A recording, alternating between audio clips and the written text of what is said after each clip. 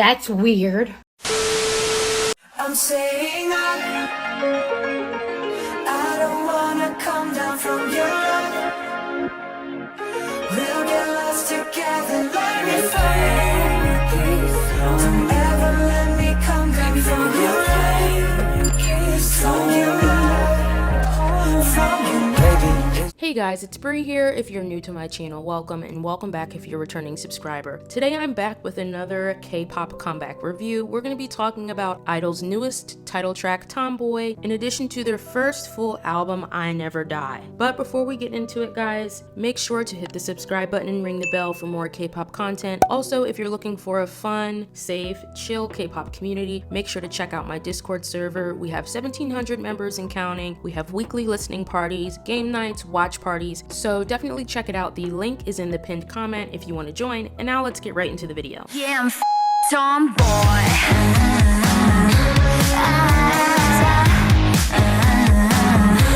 I didn't watch any of the music video teasers, so I pretty much went into the music video and the song blind. So I'm just going to tell you things I liked about the music video and songs, the highlights of the music video and song for me, and then I'll go into some things that maybe I wasn't crazy about or would have changed, and then we're going to move on to the album as a whole. So first of all, I want to talk about the music video. I loved how in the music video they really stuck with that black and red color palette. The girls looked amazing. I specifically loved that red dress with the big embellished shoulder pads that Shuhwa was wearing. There's one scene in particular where she's walking away and there's an explosion going on behind her in that red dress. It was amazing. I was really loving that. I also really liked the shot of Soyeon with really glossy red lips. That looked amazing too. I also want to mention those black outfits that the girls were wearing during the chorus, specifically during the point choreo. They had on these loose fitting, almost baggy pants and these cropped black leather jackets. They looked absolutely amazing. Overall, I was just really happy with the styling. I think that they really committed with the concept here, and I think they all looked great. I also loved the scene during the bridge where we have this Barbie and Ken doll montage, and we have the girls kidnapping the Ken doll, hanging them upside down, getting their revenge. I think that that scene was so creative. It was so cute, and I think it was probably my favorite part of the music video. I think most people will specifically remember that scene when they think of the Tomboy music video. I think that that was very well done. Now, as far as the song starts off with Minnie doing this kind of talk rapping intro. To be honest, it wasn't bad, but I didn't really think it brought much to the song. I felt like it wasn't really needed, and I would have liked something a little bit more interesting. But then we go straight into Soyeon's drawn out, whiny, nasally vocals. I thought that she sounded amazing during this part in the first verse, and I think that overall, her voice really fits the pop punk concept that this song has really, really well. I was left like wanting more of that. I think that the chorus is extremely catchy. I'm not a tomboy with the censoring beep was really cute with the heavy guitar riffs. For me, it just sounded really good, and I'm someone who constantly asks for more rock, more alternative rock concepts in K-pop because I feel like it's not done much. The only girl group I know that does it pretty consistently is Dreamcatcher. It's not really something that we get often in K-pop, so the fact that they pretty much committed to this concept with this song was just really refreshing to me. It was something different, it was something new, and I really enjoyed it. It was definitely making me nostalgic. I was going back to like early 2000s pop punk and alternative bands that I used to listen to back then, and I think they did a really good job with it. I also want to mention Soyeon's rap, and I think a lot of people probably feel the same as I do. I consider Soyeon to be a pretty good girl group rapper. She writes a lot of her own raps. As far as I know, she also self-produces a lot of I-DLE songs. So when we got to Soyeon's rap during the second verse, I was pretty disappointed. For me, her flow and delivery was a little off. I don't know if it's because the rap was in English. Maybe she would have been more comfortable if it was in Korean, but even the lyrical content for me was kind of all over the place and not really connecting, and it kind of disrupted the flow of the song for me personally. I would have loved, instead of, having Soyeon's rap, if she would have did some more of those vocals that we got in the first verse. Like I said before, I think her voice really fits this kind of concept, so I would have liked to have more of that instead of a rap. I think this song song is a perfect example of how we don't need raps in every single K-pop song just because we have a rapper in the group. Yes, Soyeon is the rapper, but she is definitely capable of doing vocals. Why have her rap, especially if the rap is going to disrupt the flow of the song and not really fit in? And I think that a lot of people feel the way that I do, especially if you are familiar with some of I-dle's other songs and you are familiar with what Soyeon can do as a rapper. But definitely let me know in the comments how you felt about Soyeon's rap, because like I said, personally, I felt like it really didn't need to be there. Now I want to talk about the bridge, which occurs during that I-dle montage scene that I mentioned earlier.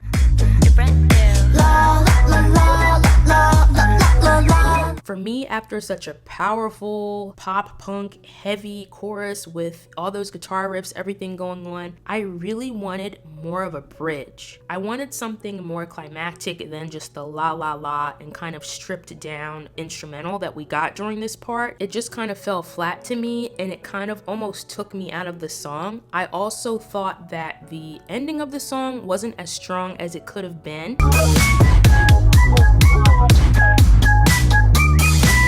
Now imagine if we would have gotten a guitar solo during the bridge or towards the end of the song. I wanted to see the girls like fully commit to this pop punk alternative rock concept. I wanted like some crazy guitar solo. I wanted some intense choreography with some headbanging or swinging their hair around, something. I really wanted to see a strong, impactful dance break here with a guitar solo. I think that would have sold the concept even more, and immediately my mind went to Soojin, who was the main dancer of the group. If she was still in the group, I could definitely picture her doing some crazy dance solo here.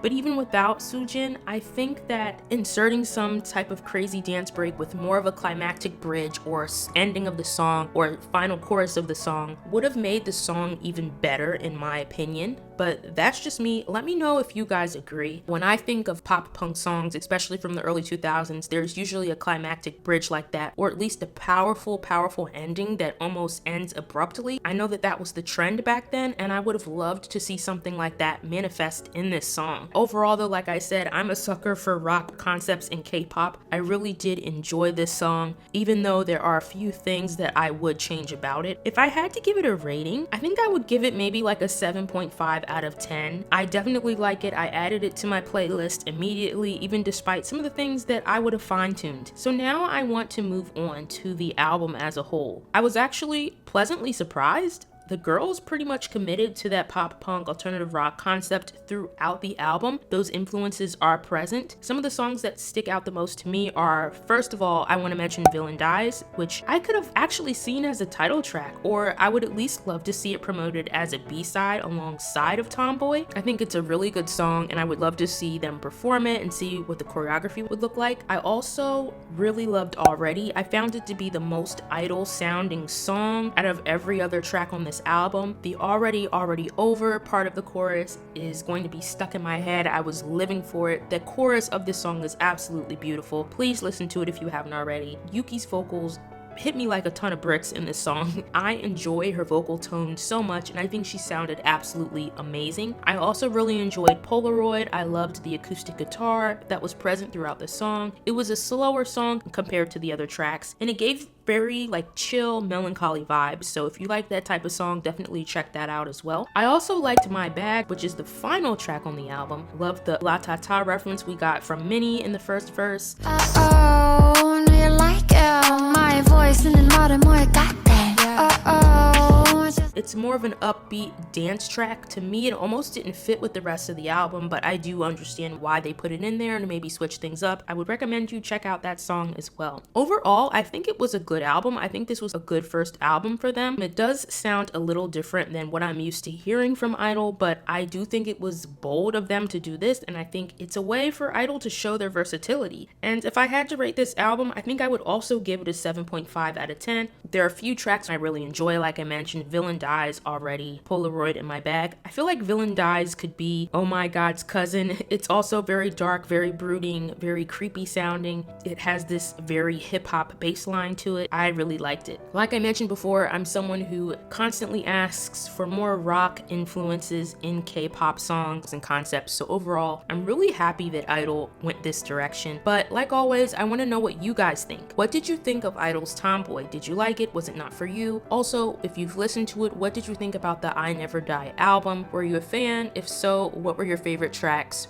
from the album? How do you feel overall about this being I-dle's first comeback after Soojin? Do you think they did well? Are you still really wishing that Soojin was still in the group? How do you think this comeback would have been different if I-dle still had their main dancer Soojin? I would love to hear what you guys think, so let me know in the comments. Thank you so much for watching. If you enjoyed this review, make sure to hit the subscribe button and ring the bell, and give this video a thumbs up, and I'll see you in the next video. Bye!